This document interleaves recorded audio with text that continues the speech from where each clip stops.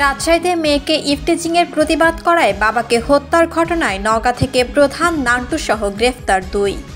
নিজস্ব প্রতিবেদক M A মামুনের পাঠানো তথ্যছবিতে বিস্তারিত।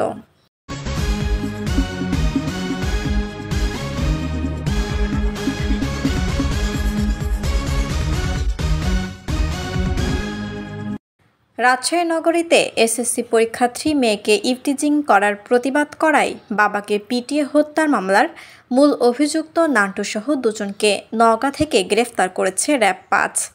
শুক্রবার 18 এপ্রিল রাতে নওগাঁ সদরের রামরায়পুরা আড়ারাপাড়া এলাকা থেকে তাদের গ্রেফতার করা হয়।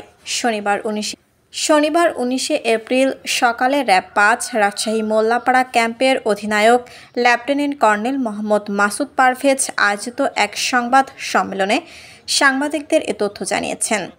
র্যাবের অধিনায়ক লেফটেন্যান্ট কর্নেল মোহাম্মদ মাসুদ পারভেজ জানান, রাজশাহী নগরীর এক এসএসসি পরীক্ষার্থী মেয়েকে নান্টু সহ কয়েকজন বখাটে যুবক ইফটিজিং করত। এ নিয়ে প্রতিবাদ করেন ওই পরীক্ষার্থীর বাবা আকরাম হোসেন। ইফটিজিংয়ের প্রতিবাদ করায় ওই বখাটে যুবকরা আকরাম হোসেনের বাড়িতে গিয়ে হুমকি দিয়ে আসে। এরই এক পর্যায়ে গত বুধবার রাত 10:30টার দিকে নগরীর তালাইমারি শহীদ মিনার এলাকায় আকরাম হোসেনকে ইট দিয়ে পিটিয়ে আহত করে ওই বখাটেরা। পরে স্থানীয়রা তাকে উদ্ধার করে রাজশাহী মেডিকেল কলেজ হাসপাতালে নিয়ে গেলে সেখানে তিনি মারা যান। এ ঘটনায় পরদিন বৃহস্পতিবার বোয়ালিয়া মডেল থানায় নান্টুকে প্রধান করে বিশাল, তাসিন, খোকন, অমি, শিশিরকে অভিযুক্ত করে একটি হত্যা মামলা দায়ের করেন নিহতের পরিবার। মামলার পর থেকে র্যাবের একটি আভিযানিক দল তাদের গ্রেফতারে মাঠে অভিযান শুরু করে। এরই অংশ হিসেবে শুক্রবার রাত 8টার দিকে নওগাঁ সদরের রামরায়পুরা আড়ারাপাড়া এলাকায় অভিযান চালিয়ে মামলার প্রধান অভিযুক্ত নান্টু এবং 3 নম্বর আসামি খোকন মিয়াকে গ্রেফতার করা হয়। তিনি আরও জানান, প্রাথমিক জিজ্ঞাসাবাদে আসামিরা ঘটনার সাথে তাদের সম্পৃক্ততার কথা স্বীকার করেছে। গ্রেফতারকৃত আসামিদের বোয়ালিয়া মডেল থানার মাধ্যমে আদালতে পাঠানো হয়েছে। মামলার অন্য আসামিদের গ্রেফতারে তাদের অভিযান অব্যাহত আছে বলে জানান র্যাব অধিনায়ক। শিলা আক্তার, ডেস্ক রিপোর্ট, চ্যানেল এ নিউজ।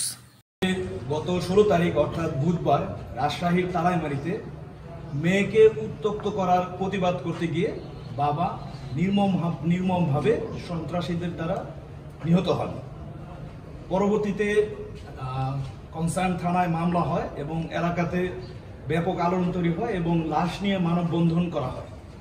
পরবর্তীতে আমাদের র্যাব 5-এর একাধিক টিম অভিযানে নেমে পড়ে এই অপরাধীদেরকে গ্রেফতার করার জন্য এবং প্রধান আসামি অর্থাৎ 1 নম্বর আসামি এবং 3 নম্বর আসামি খুব অভিনব কায়দায় তারা পালিয়ে যায়।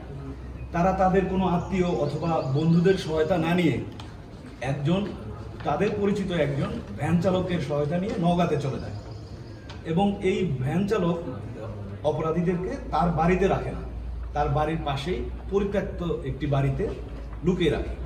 তো আমাদের একাধিক টিম ঘটনার দিন থেকে শুরু করে কন্টিনিউ তাদেরকে চেস করতে থাকে এবং পরবর্তীতে সেই পরিত্যক্ত বাড়ি থেকে আমরা তাদেরকে গ্রেফতার করতে সক্ষম হই। এই মামলার অন্যান্য আসামি যারা আছে তাদেরকে গ্রেফতারও প্রক্রিয়া চলমান রয়েছে। আমরা আশা করছি ইনশাআল্লাহ অন্যান্য অপরাধীদেরকেও আমরা গ্রেফতার করতে সম্ভব।